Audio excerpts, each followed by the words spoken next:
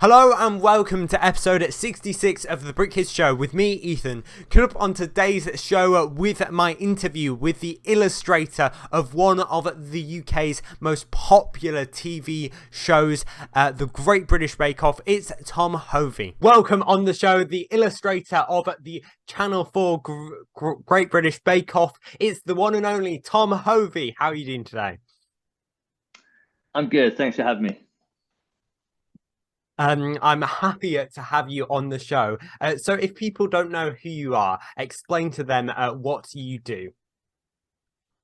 So me and my company produce the illustrations for the show, The Great British Bake Off. The little illustrated, animated inlets that you see kind of peppered throughout the show.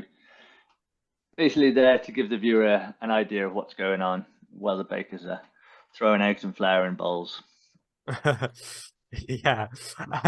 So let's go right back to the start before we touch on the Bake Off. What were you like as a kid? Well, I mean, it's a broad question, but I would say I was quite a vivacious child. I was loud and annoying, but to come back to this, I was always drawing. I think drawing was something that I always had a passion for. I think my parents liked, kind of sending me off to my room to draw to kind of get some peace. And yeah, it was always something that throughout school, even from, uh, you know, from primary school, I've got memories of, kind of just wanting to really focus on art, and being an artist and in whatever guise that would be. Um, so that was kind of my main direction throughout all of my school life, to be honest, just doing something art related, drawing Oh, really. so you've always been interested in art and drawing. Yeah, definitely. I think it was throughout school, I didn't really have a passion for any other subject, I did okay in school, but I always saw that art was the kind of way I was going to go when I left school. No real idea on what direction that would be. I hadn't really even heard of illustration until I left school and went to college, um, but yeah, and I don't know. In hindsight, it's interesting to look back and think maybe uh, it was part of the reason why I wasn't. I would mess about in class and stuff like that. Chattering all the time and all that kind of stuff. But maybe it was just I wasn't being stimulated enough. The art kind of department in my school wasn't great. I didn't do that great. I got a D in art at Oh. GCSE. Um, but in reality, it doesn't Yeah. really make a difference. Yeah, it Just shows that because obviously now you're very successful in art and you got a D in GC, so it shows it doesn't really matter. absolutely, and yeah, for sure, I would say to anyone that's got exams coming up next year and all that kind of stuff, there's always a way. If you've got the passion to do the thing that you want to do, you'll always find a way. Exams aren't the be all and end all. Yeah. So since that early age was like being an artist always your dream career to do an actual job as a as an actual job? Yeah, absolutely. Like I say, I didn't know really what form it would take. Um, so I just pursued. I left school at 16 and went to the local college and did general art and design for a couple of years as what was it called then? A national diploma, something like that. I think it's called like Yeah. advanced GMVQ. I don't know what it's called now, but it's basically just 2 years of instead of A levels, just doing everything and anything art wise. So it would be, you learn about photography, graphic design, illustration, all that kind of stuff. Um, and I just experimented for a few years, and then I went to Swindon and did a 2 year HND, higher national diploma in sequential illustration, which was learning how to do storyboarding and comic books and all that kind of stuff. And it wasn't necessarily something that I had a massive passion for, comics or anything like that. I didn't really read comics as a kid, but it taught me a lot about working hard and the amount of work that you need to do to be able to be successful. And then I went on and did a degree at Bournemouth just studying straight illustration. And and even then, most of the people on my course, we were there because we enjoyed drawing, which is essentially what illustration is. Everyone had a different approach and everyone had a different style, but maybe I can count on one hand, I think, the amount of people that are actually doing illustration for a job now. I think it's just about you're lucky if you kind of find one niche and you can kind of go with it and carry on with it. Whereas lots of people are just creatives and they want to, they study courses because it's what they liked 3 years before, and then by the time Yeah. you finish, you might want to do a job somewhere else, still in a creative field, but it's I think it's hard to decide what you want to do as a career that early on because who knows and who knows where life will take you. Yeah, and so as you mentioned, with the people that haven't gone into a career, but do you think that degree has been essential to your career, or do you think you still would have achieved what you have achieved in your career, going straight into it, not doing that degree? Yeah, it's a really hard question to answer just because, I've had a discussion with lots of people. My younger brother was 5 years younger than me. He's also an illustrator, and when Oh, he was talking about going to Birmingham to do a degree, 3 or 4 years after I was kind of like, why don't you do something that's a bit more focused? Because I, left uni by that point and, had been struggling for a couple of years to get any work. Um, so I was kind of trying to push him to maybe do something that was more not necessarily vocational, but that had skills that you could put into you could come out of uni and just go, right, I can get a job in that, be it kind of computer animation or, stuff was, this is 10, 15 years ago now. So computers weren't exactly the be all and end all. So, yeah. I was suggesting maybe doing something more, more vocational, and then, doing illustration on the side, knowing that if you've really got the passion for it, you will pursue it, whatever. And obviously he ignored me and went and did a degree in illustration anyway. But and he came out and he's been he's been an illustrator for years, and he works for me on the Bake Off. But he's also a brilliant illustrator in his own right, and it's a really hard thing to do because I think the thing that a degree course gives you is time to experiment and time to play. You're not Yeah. bound by the fact that you need to earn money.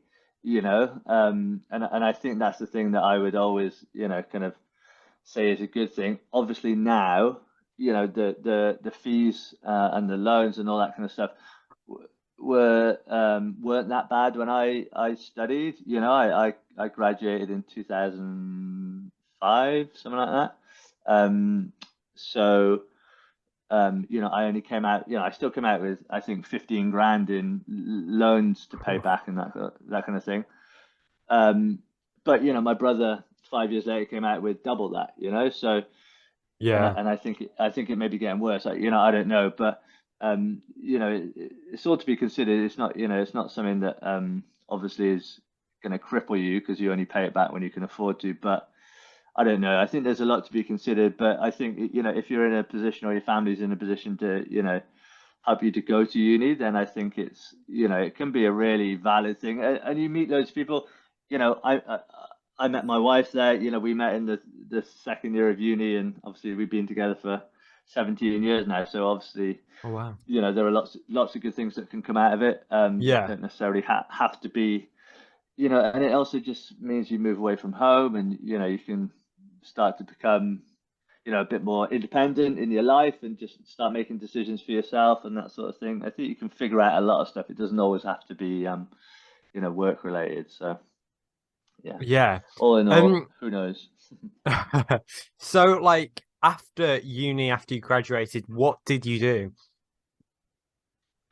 So, so I was in uni in Bournemouth, but I'm from South Wales, so I kind of didn't want to move back home. So I moved in with friends in Bristol, just because I knew the city a little bit, and it's a fun place to be. So lived there for a couple of years, and I just worked full time, temp jobs in lots of places, bars, record shops, a bank for a bit, anything just to pay the rent really, and was just Yeah. in the evenings and weekends doing lots of drawing, and social media was in its kind of infancy really. Then there was only Facebook and MySpace about, so I would just put stuff on there, um, and the first kind of things that I really got traction with was from MySpace. Um, People see my work on there, and I got asked to be part of some kind of collective group shows in London. Um, and street art was just quite big at that time, so it would be lots of illustrators and graffiti artists putting on shows around London. And none of it was paid or anything, but it was just kind of exciting to be amongst your peers and working Yeah. with and as always, just being in London, doing things feels more exciting. So I would go down and and I just did bits and bobs with them for a couple of years. And if I got the opportunity to kind of stay there for a bit longer, I went down for a bank holiday once and painted the foyer of this kind of big design agency. We kind of graffitied and painted all over their foyer while they were all away for bank holiday and came back on a Monday to see it. Um, and then we got asked to put on another show later on that week on Carnaby Street. So, I'd already taken a day off from work in my temp job in a bag, and I just didn't go back basically, just because I think there's some points where you've just got to think, is this opportunity worth more to me than that temp job? And at Yeah. that point it was. So I just didn't go back and then got another job eventually, But um, so yeah, for a few years I was doing fun stuff down in London. None of it really paying that much, but it was just it was just fun. So I decided to move to London, just because that's where all the fun stuff was happening, and just give it a go and just see what happens. So we moved in 2010. Long story short, I didn't have a job. My friend worked for a TV production company when I moved there, so he suggested I get a job, which is like an entry level job basically for working in the edit, and it turned out to be the edit of the first episode of the first series of Bake Off. Oh wow. Um, yeah, so and that was quite fun because it was it's in a post production house in Soho, Old Compton Street, so right in the heart of London, and I knew that area quite well just from that's where a lot of the shows where I'd been doing, so I knew it was kind of fun and vibrant um, and yeah, and so I was in a little room, an edit suite with the director and the editor of the first episode of the show, and I was basically I was the role was I was a logger, and so what it is Okay. because there's kind of they're filming on like 5 cameras for like 9 hours, 10 hours a day for 2 days.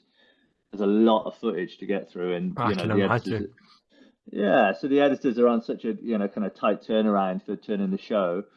They have people to come in and basically like cut up little bits or transcribe interviews, and and they might request certain bits that you just pull together, and basically you're just kind of cataloging stuff for the editorial team, and yeah, so for the first couple of weeks, I was just doing my job and that sort of thing, and I'd mentioned that I was an illustrator, and that's why I was in London, and I had no real kind of ambition to work in telly, and one day the guys came back from lunch and were like, so look, we've through editing the first episode, we've realized that there's a kind of visual element missing from the show. Yeah. And we wondered if you could pitch some ideas for it, basically, for as if the bakers have sketched something in their notebook before they started baking. So I went away and just sketched some ideas, and the kind of the previous couple of years of drawing like murals and stuff on the walls of empty shops in Soho.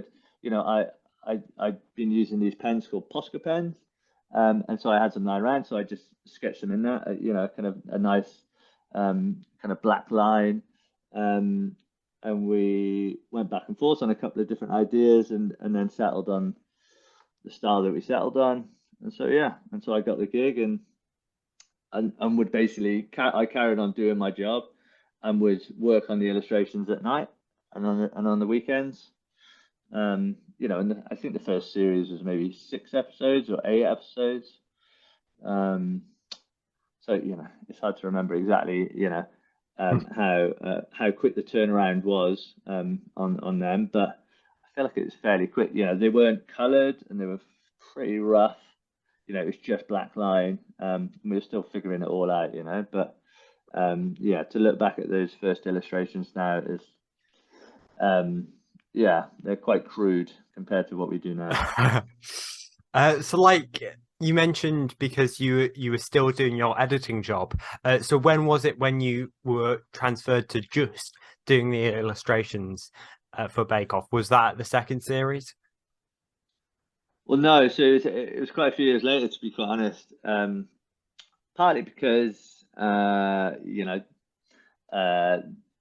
the initial idea to have graphics in, they hadn't accounted for budget wise, so I Okay, didn't get yeah. paid. I didn't get paid that much in the first year, and then the first few years, I had to spend a few years kind of fighting, not necessarily fighting, but asking for a kind of a pay to match the work that was being put in. So and the show wasn't massively successful in the first few years anyway. It was good and people liked it, but it was fairly cult. It took a few years for it to really blow up. Um, and so for the next couple of years, I lived in London, um, and I did stay working in telly just because it was a fairly interesting kind of way of life. Just working on different shows every couple of months, lots of different shows. And I moved back to Bristol a couple of years later, 2013, and it was only at that point that I was able to, partly because the rent in London was so expensive. Moving back to Bristol was kind of the cheap option at that point. It's not really anymore, but it it just meant that I was able to go full time. So I was 30, or the year coming up to being 30 when I actually went full time freelance for the first time, and got a studio in Bristol, like a shared studio with other illustrators. Um, so I think it's important for especially people that are starting out or graduates, or people are looking at doing this sort of thing as a career. It's things don't necessarily happen overnight, and quite honestly, I think the people that I've known that have had lots of success, straight out of university, it's sometimes harder for them to maintain that going forward than people that have Okay, had to yeah. kind of, build up slowly and kind of scratch out a living, So, um, but there's lots of different ways to it. It all depends, and but there's no, as with anyone I know that's got an ounce of kind of success, it's generally a slow build and it's generally a slow burn. You have to kind of work your way through it and build and build and build and just be poor for ages. Have absolutely no money, and if it's the thing that you want to do, sacrifice a lot of stuff. There was, for the whole time I lived in London, I had lots of friends that lived there who all had kind of proper jobs, and would invite us out every weekend, to the pub and that sort of thing. And most of the time we just couldn't afford it. Um, so Yeah. that was another reason why we didn't stay, just because it was great. There's obviously lots to do in London, but if you're priced out of it, what's the point? And obviously now, 10 years later or whatever, it's I've got a team of illustrators who all work remotely, so it's a kind of a different world now. Um, but yeah. Yeah. So like before the Bake Off, did you do any food illustrations, or was that literally the first time when they asked you on that first series? Yeah, it was the first time really. Oh wow. Well, yeah, I never really had any ambition to be a food illustrator.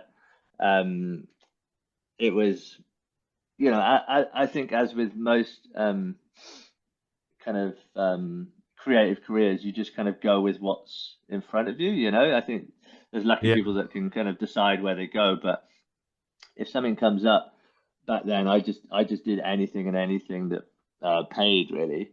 I think when you've got no money coming in, if there's the opportunity to earn some money, you do it, because you never Yeah. you never know where it's going to go. And obviously, look at it gave me a career. Um, so yeah, I knew that from spending the years just drawing every day and drawing anything and everything, I knew that I could work from reference because that's essentially what I was working from, photographs. So Yeah. obviously it's taken a long time to kind of build up kind of a style and an idea of how we approach the drawings, but essentially it was just going by feel and using the style that I already had. So, but yeah, food illustration just became my kind of full-time approach to work when Bake Off kind of became, most of my year's work. Kind of 2/3 of my year is taken up doing Bake Off, so Oh wow. it just made sense to just kind of focus on food illustration as a whole, Yeah. um, because I used to do other things and used to have lots of other stuff on my website, and it was just kind of confusing for people, really. So I just kind of narrowed the margins, and it made life a lot easier, to be honest.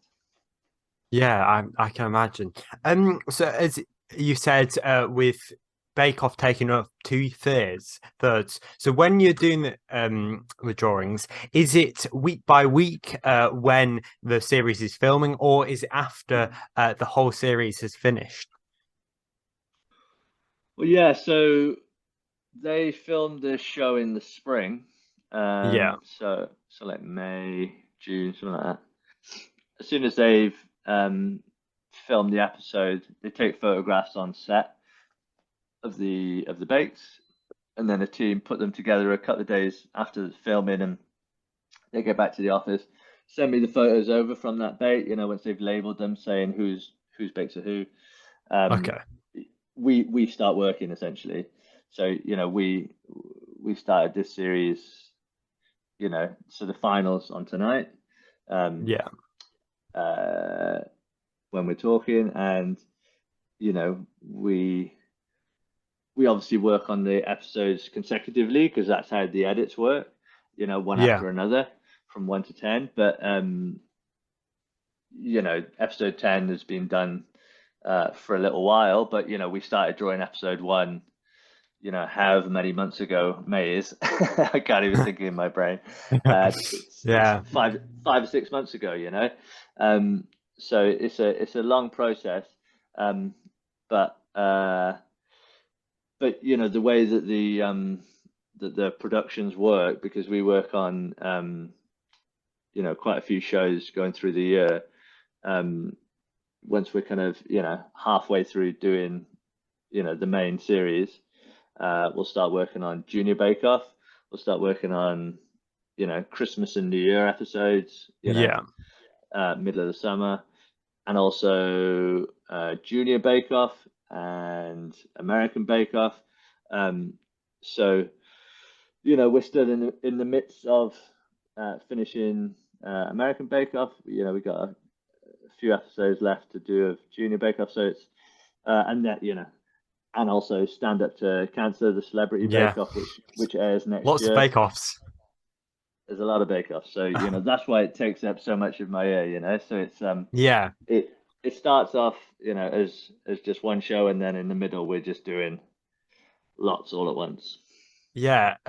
So like, what if the photo from the tent is a complete disaster? Because some of the bakes are a complete disaster under the pressure, under the heat, or whatever happens in the tent. Yeah, so you know sometimes they are a complete disaster.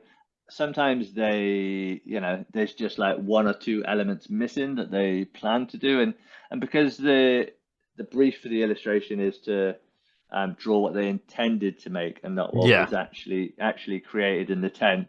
We work off the photos just because they're high quality and good resolution. So it gives us a good idea to start from.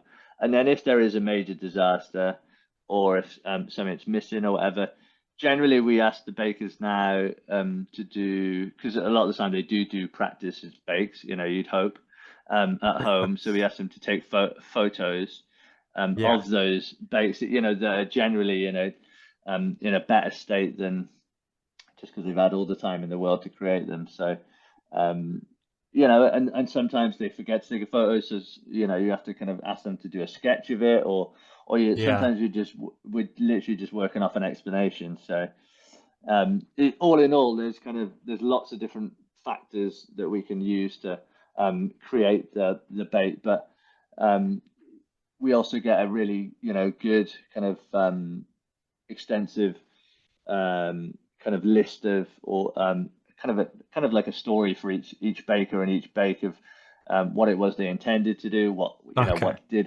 what went right, what didn't go right.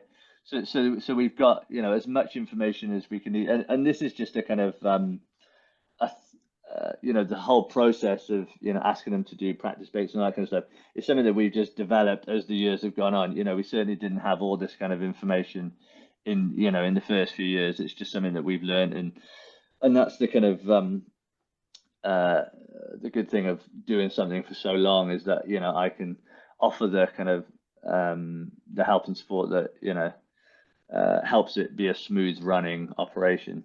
yeah. So you mentioned there you also get the photographs and they're labeled. So you know who bake. So do you know who bakes it is that you are drawing? Well, yeah, by name, but obviously Oh. don't really see photos until No. So it's quite nice really when you see on Twitter, the reveal of the bakers, who they are. It's interesting And to you'll see be what like, oh names. yeah, that's that guy. Oh yeah, that's her. Absolutely, yeah. It's nice to see, Shabira in the flesh, and it's interesting when you put because lots of bakers have, there may be one baker that's really creative and does these big, um, and it's nice to put those names to faces. It's cool. Yeah. And on the contestants, do you ever get to meet or even just talk online to the contestants or not? Yeah, so I mean, I haven't met any for quite a while, to be honest. Me and my wife went to the tent early days. What series was it? Maybe series four, I Oh think. We wow. went. Well, like the director that I first worked with in the that gave me the kind of suggested I pitch for the work in the first series. He was still directing at that point, and I was good friends with him. So he invited me down, and I could hang out with him, and I knew a few people around there, so it was nice to go then and meet Mary and Mel and Sue. Me and my wife had a little sit down. It used to be filmed in this big country house, so we kind of went around and had a little. It was like in between judging, so we went and just had a little sit down with Mary Berry, and it was like meeting the Queen, kind of Oh. in a little walled garden. It was nice. And apart from that, I've met a couple of the bakers randomly in Glastonbury one year, which was quite funny. Um, but generally, they get in touch. Once the show's on air, because I think they asked them not to kind of obviously talk about or like follow me or other people related to the show Yeah. before the show goes on, just because who knows what journalists are out there looking for clues or whatever. So yeah, but yeah, generally they all get in touch, and sometimes bakers ask for like prints of their work, and lots of them have got their full collection of all depending on how Wow. far they get, in their kitchen of all the illustrations of all their bakes, Yeah. in the kitchen, which is so nice to see.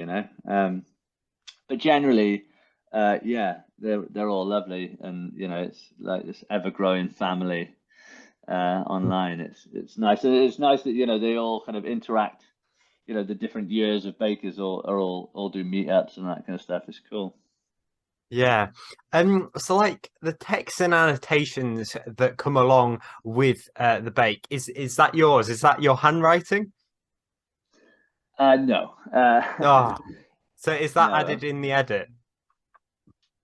Well, no. So it's something that I do. I kind of make up the graphics and add the wording and the arrows and all that kind of stuff. But no, that was just a font I chose in the first year, and then obviously once it's chosen, it's there for life. So, but yeah, I mean, often people think it's my handwriting, but the amount of changes we have to wording and spellings and all that kind of stuff, it would add weeks onto my year if I had to rewrite everything. Yeah, I can imagine. So the illustrations that you do are on the screen for a couple of seconds, but how long does it take you to draw one of them? Way too long, to be honest. It's I know. Well, it's whenever I have a kind of new illustrator come and join the team, or it's hard to convey to them how much time they're taking to do it compared to how long it's on crew. Because at the most, I think it's 6 seconds. Sometimes less. Yeah, it can take hours, days. Um, we have to be fairly efficient with our time. So we don't. But I generally just say to the team that I want them to look as good as they can possibly look. So, if something doesn't look right, we do it again. It's things take a long time, and in reality, well, like I can't put an actual time on how long each bake takes because every bake is different, and we do them separately throughout the team. So one person, I might be doing the sketching, another person might be doing the line work, another person might be doing coloring, and then Okay. I put the wording on and that sort of stuff. So it's a whole process that's kind of done out of sync, if that makes sense. So, but you can kind of guess if it takes us 6 months to create the whole program, um, you know, it's a lot. Yeah, so you mentioned the other people you have on your team. So how does that work to get like the same style and your style of sketching with lots of different people? Yeah, it's hard. It's just a long process really of training. So I take on a new intern or two every year through University West of England in Bristol. They run an internship program, so I advertise the internship uh, through them to basically graduates, people that are graduating from the degree, illustration degree. They come to me essentially the week they graduate from uni, just because of where we are in the year.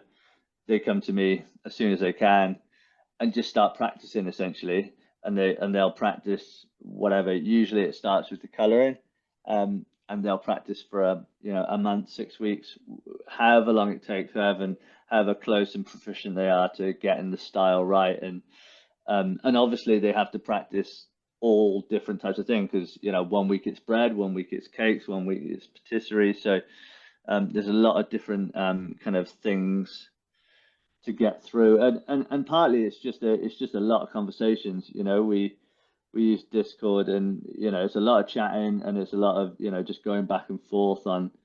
And sometimes they might be doing one bake in a day, just kind of practicing the different styles and just working on it until they get it right, until I'm kind of happy with where it is, and I don't let them loose on the actual show until they're ready. But Yeah. I choose them based on their like skill and their attitude and all that kind of thing. So um, I'm really lucky with people that I get, and people. So generally, the way it works is, you know, they come as an intern, and the internship program's kind of 16 weeks, part time, and then they stay on after that and work for the rest of the year, and then I ask them back the next year. So obviously we have a few months off in between shows, and then they come back as a freelancer, and so all through the internship I'm kind of offering them essentially like a mentor ship role, in I'm offering them advice on that, them getting their career started. But Yeah. I just see it as a kind of it's just like a stepping stone out of university into the working life of an illustrator. There's obviously not that many jobs in illustration that are actual Yeah. jobs, nine to five. So I think if I can offer talented illustrators a job to do that isn't like what I had to do, kind of working in a pub or working in a bank, and in their time off they can carry on with their whatever they're pursuing with their illustration career. Then yeah, I think it works really well, and and we produce at a high level. The reality is, if something isn't right, it doesn't go out. We'll work on it Yeah. until it meets the standard we've set. So do you still do drawings on the Bake Off? You're not just a operational role at this point, but you still do drawings. Well, yeah, I mean, in reality, there's days when I do feel like a middle manager, but um, you know, yeah, I draw as much as I can. Um, but yeah, with the workload, it's there are some days when I don't draw, but that's why I created my company Studio Hovey, so that partly also because I've got a young family, I've got three kids, and for the first kind of 6 years I did it all on my own, so I would work every evening, every weekend. My wife would just never see me. And in reality, there were points where I was like really stressed. I wouldn't necessarily know it or think it, but it would affect your health in some ways and that sort of thing. And I think when you're young and kind of hungry, and you just work until you drop. I'd work all night. There was some days when I had to meet deadlines. I would just work through the night. And my wife would wake up and I'd still be working. So Yeah. and it's just not healthy. I'd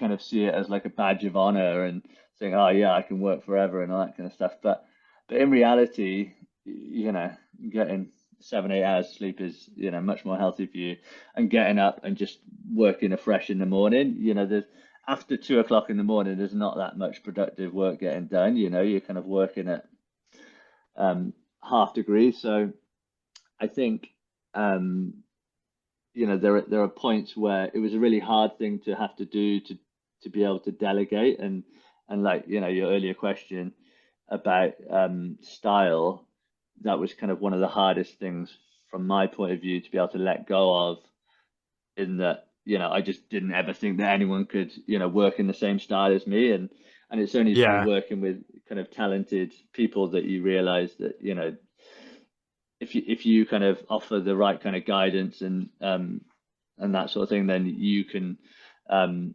you can help people grow, and and the work and the style can grow, and it can change and evolve.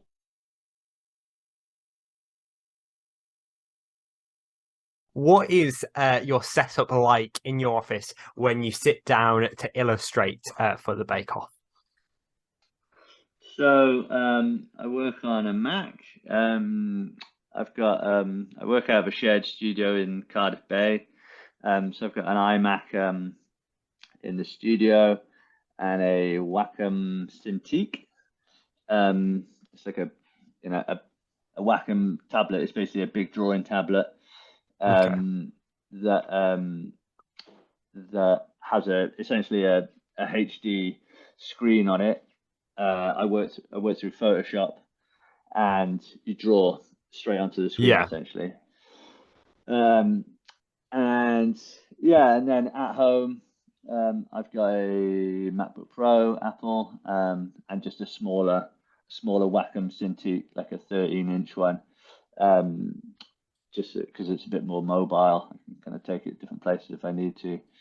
Um, and yeah, it's just, I work all through Photoshop. For the first kind of 6 years, I drew all the black, the black outlines with pen, like I mentioned earlier, and used to scan them in and then color them Oh, that digitally must have been a in long process. Yeah, totally. But it was just kind of, um, I think just because I'd started in that way, Yeah. um, uh, I just felt like it was necessary to keep going. And then around that time, 2016, 17, um, I just finished doing the Bake Off coloring book, and I'd done like 90 drawings of cakes, and I had to go in, I had to scan them all in and zoom in super close, me and my first intern actually, and delete all these little ink splatters from that the pen Oh, had flicked off, just because usually when you put them on the background and stuff, you don't see them because they're too far away on the telly. But yeah. and at that point I was just like, I'm never drawing again with a pen. So I went digital and bought that Wacom Cintiq, and then I've never looked back really. And it's and all the illustrators all work on them. I just send them out to them, and yeah, it's technology has come on a long way since I first started.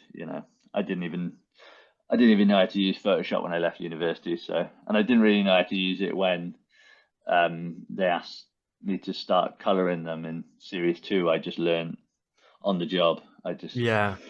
And that's why they slowly, progressively got better as the years went on. Yeah, wow. Yeah, Practice.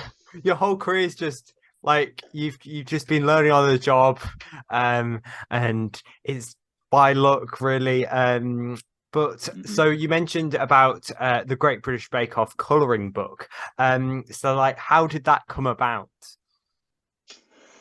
Um, well, there's a few different stories, but I'll tell you the official one. But it's essentially, it was, there was coloring books, kind of scene. It was really big for a few years off the back of Joanna Bashford's coloring books. Um, and yeah, I made one through Bake Off. Um, and and yeah, it was just I think in reality we missed the boat by about a year, just because I don't know how many it sold, but it wasn't the massive success that people thought it might be. Yeah. But from my point of view, it was just amazing to have a book with my name on the front of it, selling in shops. Something to put on your bookshelf, show the kids. And I got loads of them. So yeah, it was a really nice thing to be able to do, because I essentially just did like the best bits and some extra things from that previous 5 or 6 years, and just made them neater and more akin to coloring in, so adding lots of lines and making patterns out of them and all that kind of stuff. So Yeah. it was a really fun process. um but um but yeah, it was wasn't necessarily the kind of bestseller.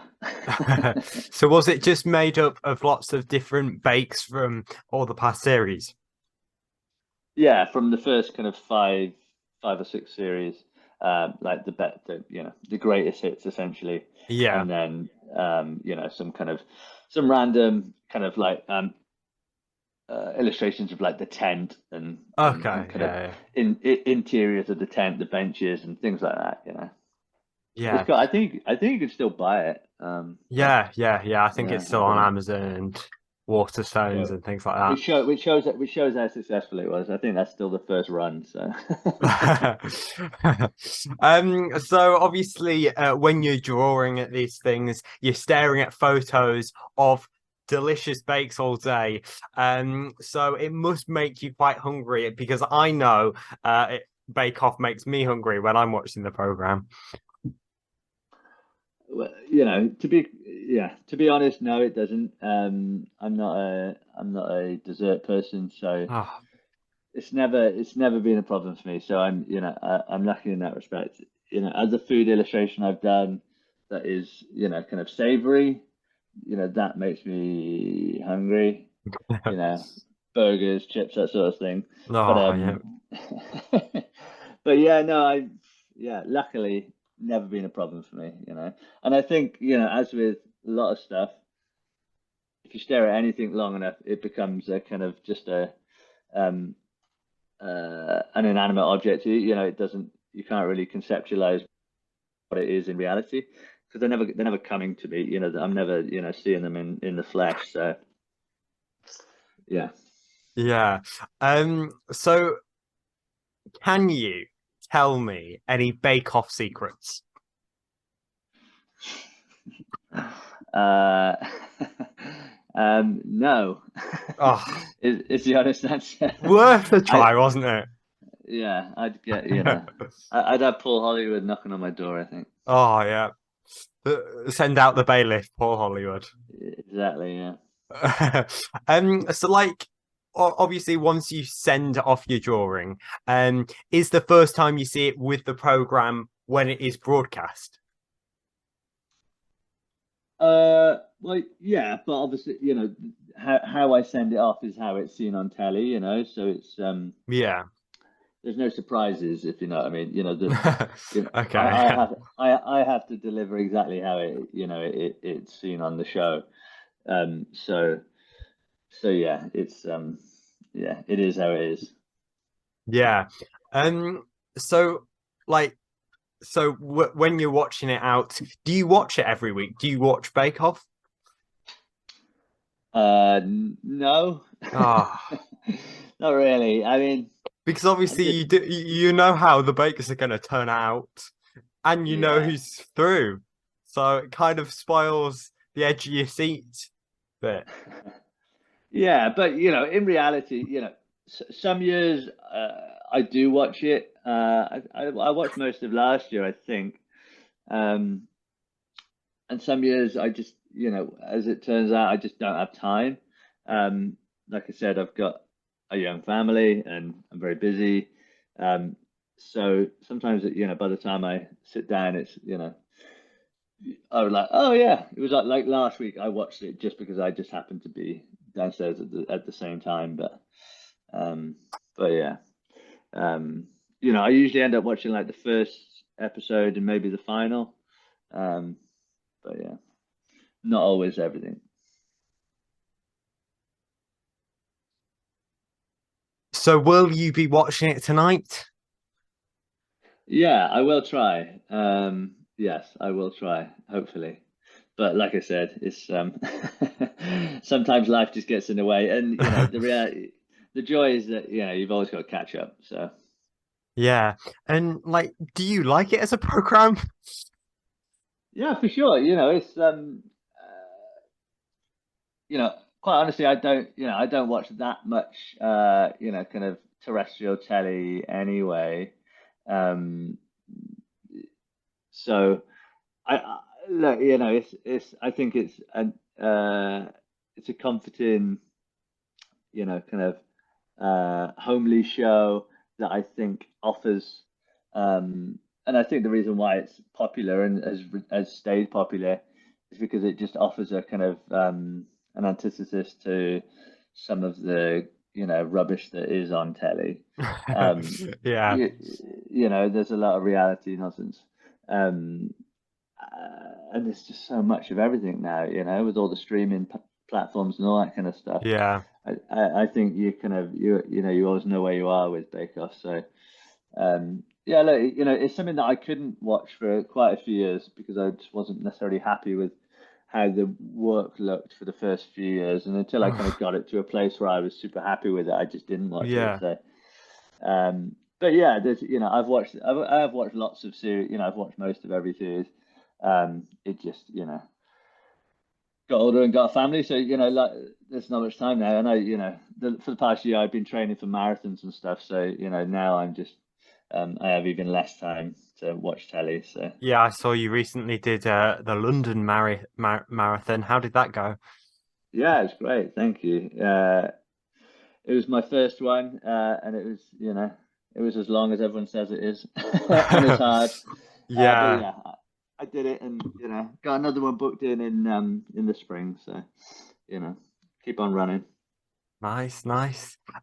So like, does your company get paid from Bake Off by series or episode or even by each illustration?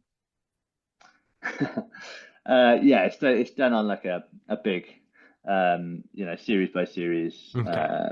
payout. Yeah. Yeah. And like when you see your illustrations on like how is the feeling when you know your illustrations is being seen by millions every week on one of the Britain's most popular TV shows? Yeah, it's great. It is a great feeling, and it is. I don't think that novelty um, has ever worn off, really. It's slightly different than it was, when it was kind of in its pomp, and it was like one in five people in the country were watching, I think. Oh wow. Then it was just and I think just like anything, it just kept on getting bigger and bigger, and it was like, wow, there's so many people watching. But now I think it's also I think the thing that's different now is that it's worldwide. Um, Yeah. I think more people watch it in America than watch it here, just because it's on Netflix. It goes on Netflix Yes. a, a couple of days after it's on terrestrial here. So most I sell prints of the kind of original artwork from the Bake Off, and 99% of the customers are in America. Oh wow. um, yeah, it's huge. It's Oh, so it's yeah, so it's quite it's amazing, really. I get really nice emails. Got one the other day from someone in a and I think that's the cool thing about selling prints all around the world, is that you see, you've heard of these places in like America. America's so big and vast, but just like, sent prints to every corner of America. It's and yeah. just, thinking how big America is and how big the reach is of the show. Um, yeah, it's mad, really, and it's hard to conceptualize how big a reach it's had and how many people have seen it. Because obviously it's just, you can't even imagine. But like in reality, if I hadn't have done Bake Off, could I ever have, you know, reached that sort of audience with, whatever work I was doing? The reality Yeah. of me reaching tens of millions of people seeing my work, it's just, it's unimaginable, and, probably very unrealistic. So yeah, it's amazing, really. It's very cool. I didn't realize how popular it was in America because you mentioned all of the internationally because obviously they've got their own version of the Great American Baking Show. Because I was seeing why was it called the Baking Show? Because someone else owns the Bake Off trademark. Um, but Yeah, I think Bake Offs means something very different over there. I think, Bake Offs over here are, related to kind of, church fates and that sort of thing, but it means yeah. something very, very different over there. And yeah, we've done 6 series of the American Baking Show as well, so um, And yeah, I was yeah, it's wondering, cool. like, because I was looking, like, there's so many international, like, there's the Great Thai Bake Off, the Great Australian Bake Off. There's so many different ones. Have you ever been offered to do any other ones apart from the American one? Um, can't remember, to be honest. I feel like I have, but I can't remember. But I think maybe the French.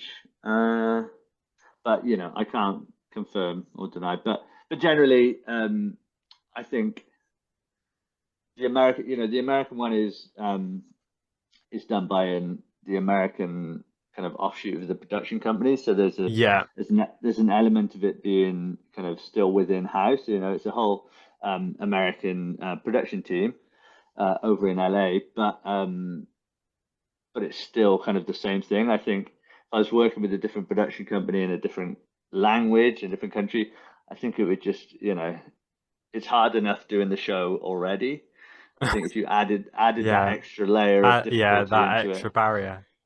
you have to, you often have to consider your mental health when it comes to long-term projects. Yeah.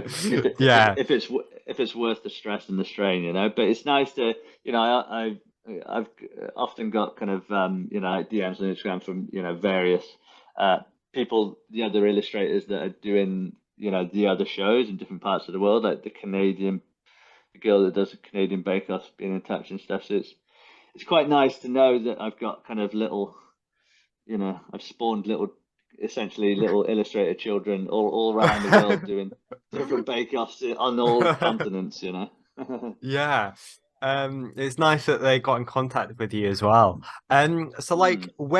when you're illustrating Bake Off or Junior Bake Off or what all the other versions of it, what is an average day in your life?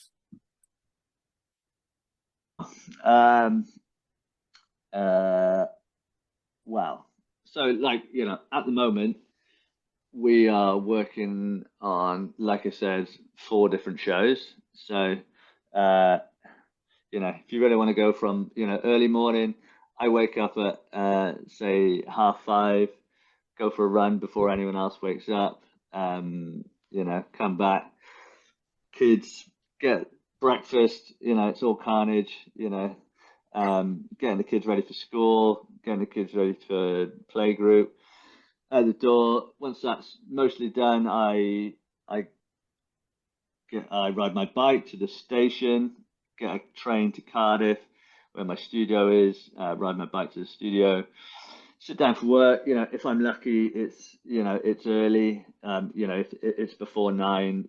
Generally, if it's carnage at home, then it might be 9:30, 10, and get some coffee on the go, and then just and start going. And it's I generally have I've got a moleskin where I'm writing down the to-dos, for the week and for the day, of what episodes need to be delivered, what stages the different episodes are at, Yeah. on all the different series. So it's kind of, and we have to share the episodes at different points during the illustration, kind of makeup of the episode. So we share them when there's the line drawings are all done and we've got the word in. We share them and they get signed off.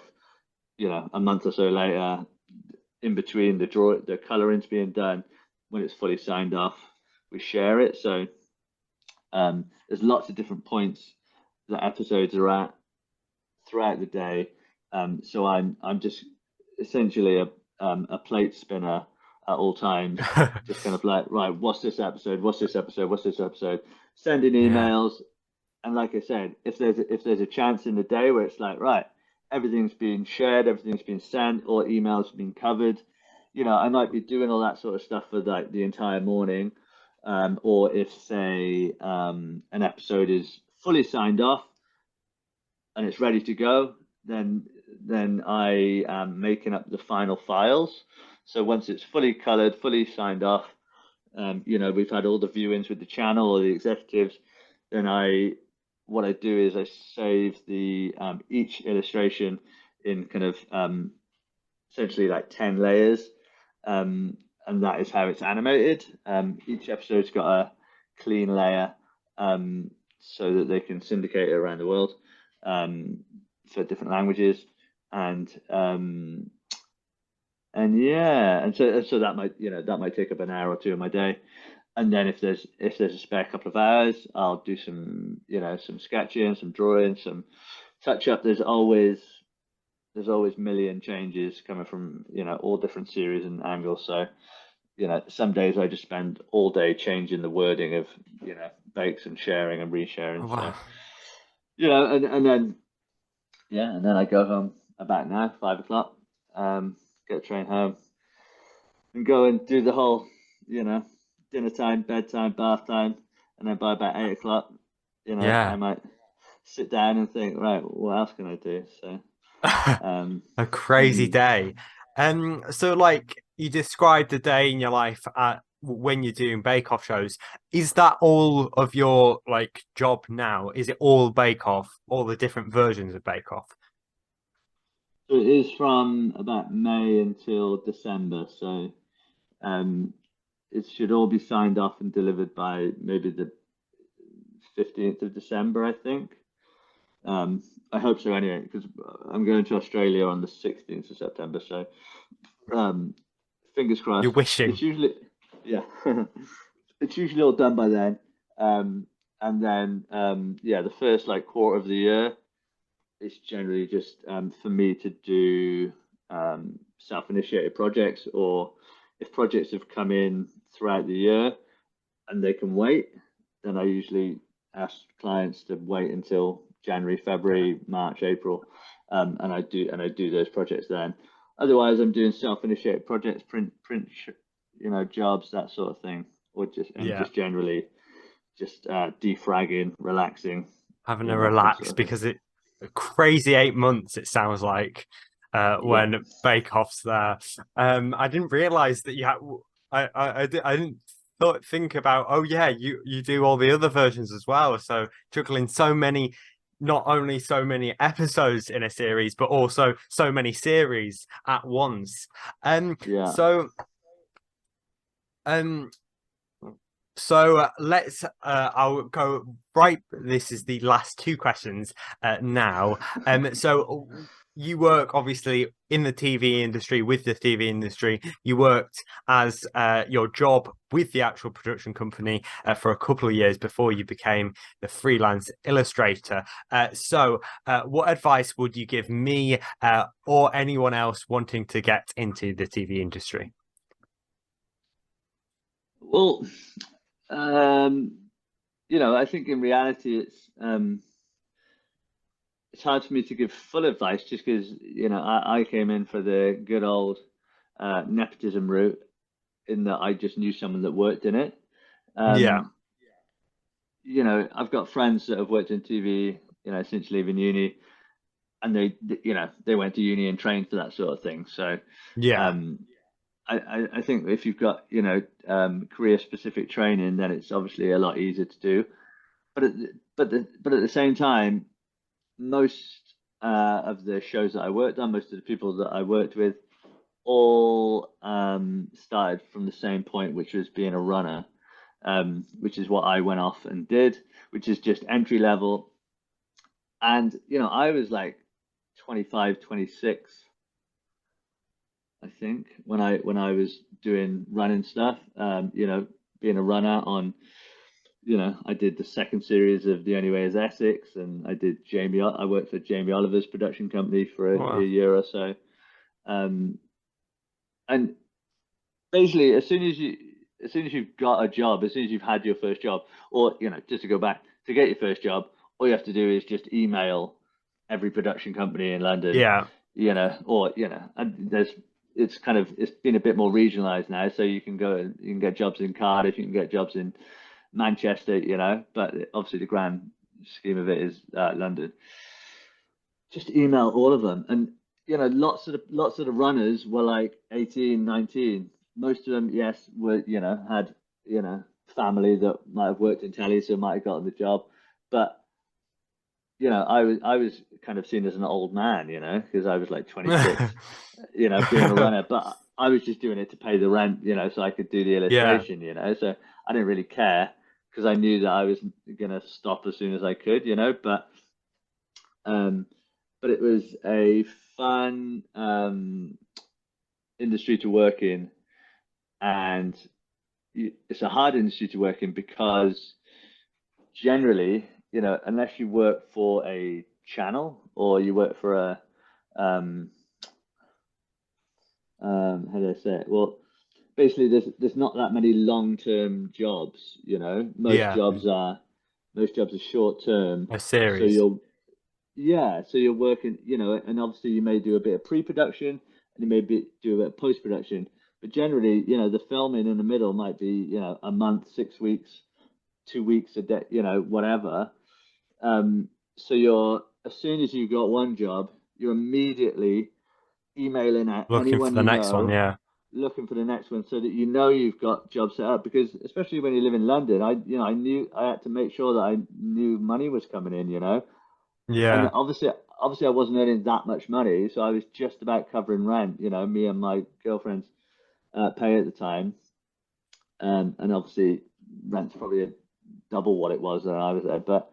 Uh, Um, Yeah, I think it's hard. It's hard to work and live as a runner in London, and unfortunately, what it means is that the people that do end up getting jobs are people that are essentially, like I said, know people that work in the industry and have kind of family that live in London, so they can just kind of go there and stay with them rent free and that sort of thing. So it just what it yeah. means is there's a certain element of people that just can't afford to get jobs in telly, which has a real impact on diversity and that sort of thing. But hopefully with the fact that they've had to regionalize, like Channel 4 moving to Bristol and Leeds and all that kind of stuff. Leeds. Yeah.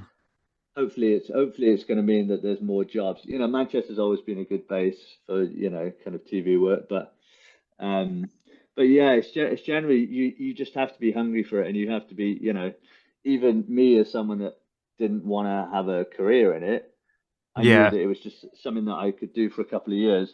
So it just meant that I had to constantly just hound people, and as soon as you've made a couple of connections, they've got other connections and they might know someone that's working on another job, and you meet one production, and the reality is that production managers and the line managers, they're all moving from show to show as well. So if you're good and you're a good person and you're a hard worker, but you're also just nice to work with, Yeah. you're not annoying, or you're not kind of rude or obnoxious or whatever, then they'll want to take you with them, onto the next Yeah. job and onto the next show, and that's what ended up happening. I just worked with a lot of the same people the whole time I was there, So, um, yeah, but I would say telly can be a fun career, but it's also a hard career.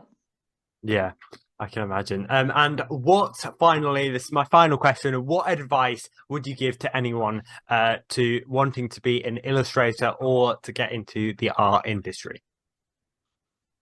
Um, I th- I think you have to just basically just put a lot of work in and practice, and not expect it to happen overnight.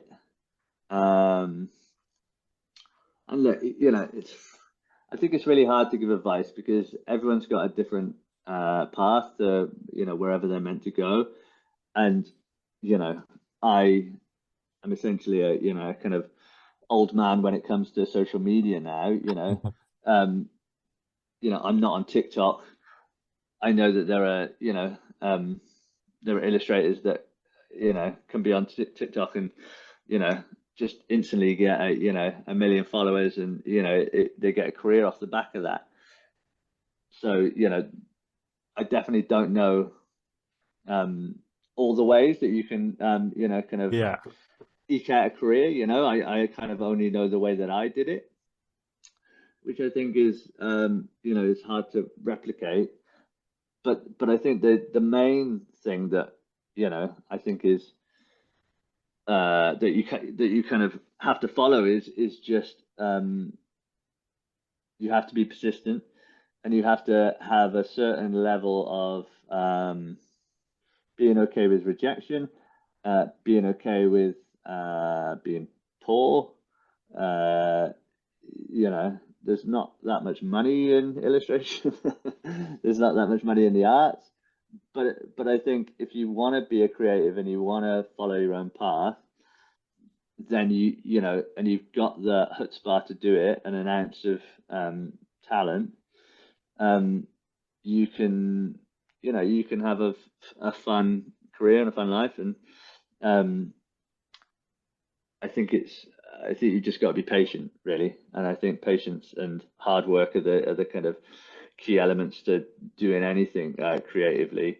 Not expecting it to come over that, but also like and I feel, going back to social media, I don't think that you necessarily need to post everything that you've ever done online. Okay. I think Yeah. it's you can quite easily work away at home, doing your thing until you feel ready to share stuff, you know. Yeah. Go off, get a job, do whatever. But if you really want to do the thing you want to do, you will do it, every night and every evening and every spare moment you've got, I would just do it whenever, in between every job. I'd be sat in bank jobs just drawing on, whatever. Just because, it was Notes. totally, yeah, doodling, so you just got to be persistent and, crack on. Yeah, so thank you, Tom, for coming on today. It's been a great pleasure. Sorry I've kept you a bit longer. I just had lots of questions for you, and you give such detailed answers. No worries. Yeah, it's probably my fault for waffling on. Okay, thank you. It's been great to talk to you. No worries, man. Thanks for having me. Yes, Yeah, it sounds fun. It's a good podcast, eh? thank you. Good that you're Yes. doing this, So where do you want to go with it? What do you want to do, going forward? So my dream goal is to become a TV presenter. So that's the Sure. dream. So I'm just trying to get experience while I'm young. So I've got a bit Right. above that. So I've managed to interview obviously a number of people, hoping to get some more people on. Hoping to get I'm trying to get Steve Cram, the runner, on. Uh, Nice. Gary Lineker, Philip Schofield. So I'm trying to get a few more people on as well. But yeah, Great. Well, good luck with it. No, thank you're you. clearly good at what you do. I think, just the same advice as, doing illustration. Be persistent, do the thing. I think you reminded me of Judd Apatow, the comedy producer. Oh, okay. When he was young, not sure how old, maybe younger than you, maybe same age. He he did a similar thing. It was, podcast didn't exist at that point, but he was really interested in comedy and stand-up comedy and that sort of stuff. So he went and interviewed all his heroes, and at Oh, that point, wow. like Jerry Seinfeld, Larry Sanders, all these people, and it's something that he's basically, it's something I've heard him talk about on loads of different podcasts and loads of different interviews and stuff. Um, um, and so I think it's a really like kind of interesting like similarity for one thing, but I think it's if you've got this kind of drive at your Yeah. age, I think as long as you keep it up, you'll be fine.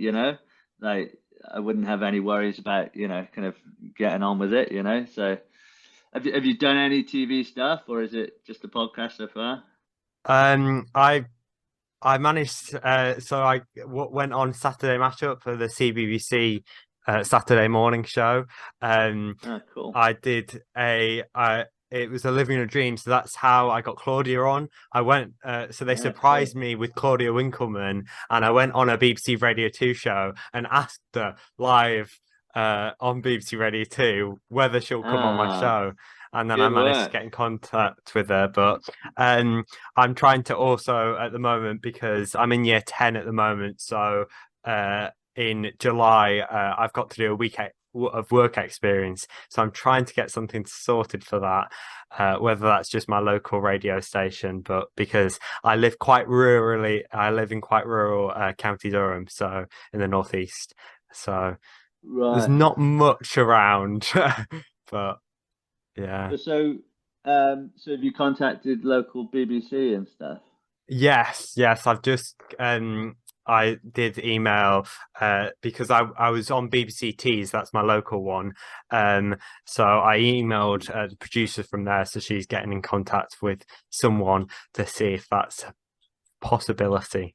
So Yeah, I mean, look, the reality is, without sounding, bad, is that local radio are kind of always looking for, kind of space to fill, if that makes sense. yeah, You know, yeah, they're not dying for shit. So even if you can't get on your local one, I would just email, even if it's like 10, 20 miles down the road in a different direction, I would email all the local, kind of BBC ones, or, the biggest local like city, whatever that is to you, yeah. you know. I would just spread it as wide as possible because, I think the idea of, someone as young as you wanting to get out there and do that sort of thing, that'd be a great feature. So I'd be really surprised if you didn't get taken up on it. So Yeah. even if you don't get any local one, keep hammering at all of them. Because that's the thing with like illustration, the same. You just have to get used to rejection, right? And I think that's the most Yeah. important thing to learn is just, knowing that, also knowing that you might get an email through and it might be like, oh my God, it's my dream job. Me and my wife a long time ago were kind of like, until the money's in your bank account, the job's not happening. Even if you're halfway through it, it could get killed at any point. So Yeah. it's getting used to that sort of level of, rejection is it? Yeah. I think the biggest tool that you can learn, and kind of always knowing that, failure will just, spur you on to the next one. Yeah, because I get quite a lot of rejection because I send so many emails out to so many people to try and get Yeah, them on. Either some just don't reply, some say, sorry, this person's yeah, busy. And yeah. obviously a few of you reply, and it's a really interesting interview when I get to interview people. But yeah. Well, I think the more people you have on, the more likely you are to just get other people. So, Yeah, and um, I've recently trying to just get contacts of people and just make connections early. So yeah.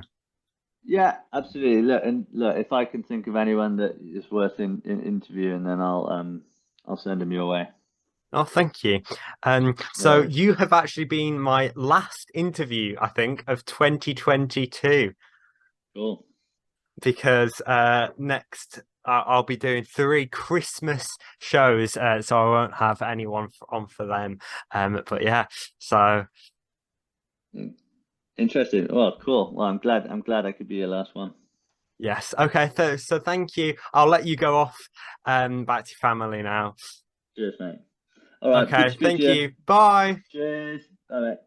So hopefully you liked my interview with Tom Hovey. I do want to say a big thank you to Tom for giving up so much of his time for this interview. If you do want to check out more of Tom and his work, the link to his socials and website are in the description down below. So I do want to mention that that was the last interview of the year. I know. Yes, so, but why is that? There's still a month left. Well, for the next month, starting in 2 weeks in December, I will be releasing an episode of the Brit Kids Show every week. Yes, between December and January, I'm going to be releasing four, yes, four, not one, not two, not three, but four special episodes. 3 Christmas specials and 1 New Year special. I'm very excited about it. Starting on Sunday, the 4th of December at 1 o'clock with this year's Advent special. Then a week later on Sunday, the 11th of December at 1 o'clock, it will be time for the Christmas countdown special. And then to end off the Christmas specials on Christmas Eve, I will be releasing the Brit Kids Show's Ultimate Christmas Special 2022. Then at the end of the month, then to end off the month of specials with the new... Then to end off the month of specials, the New Year special, which will be out on New Year's Day, the 1st of January 2023. So coming up on them specials is the return... So coming up on them specials is the return of some of my game shows, like the Christmas Showdown and the big end of the year quiz. I ask celebrities about Christmas and New Year, and more to come. So if you want to be a part of these shows, or if there's any way, if you want to be a part of these shows, in any way, or you've got an idea for a Christmas or New Year feature, let me know. I need a lot of help with these, so you can message me on Instagram, Facebook, and email me at thebritkidsshow@gmail.com. So if you're excited for all those specials, make sure you're subscribed down below so you don't miss them. Before I go, remember to subscribe if you've enjoyed, and also if you want to listen to the show instead, you can just search it on The Brit Kids Show on Spotify, Apple Podcasts and Google Podcasts, or follow the links in the description.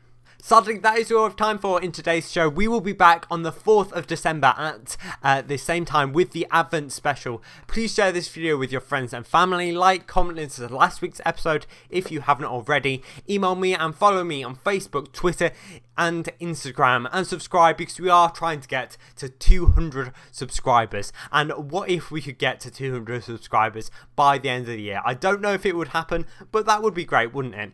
But in the meantime, if you have any suggestions to make the show better, or if you want the chance to come on the show, comment below, message me on Facebook, Twitter or Instagram, or email me at thebritkidshow@gmail.com. So that is all we have time for this week. We will be back on the 4th of December for the Advent special at the same time, but for now, goodbye.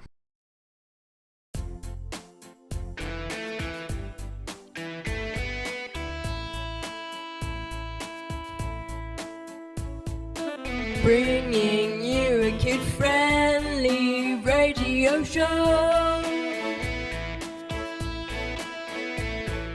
every Saturday afternoon on YouTube,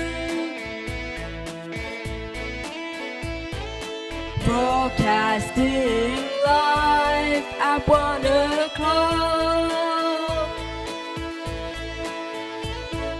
broadcasting live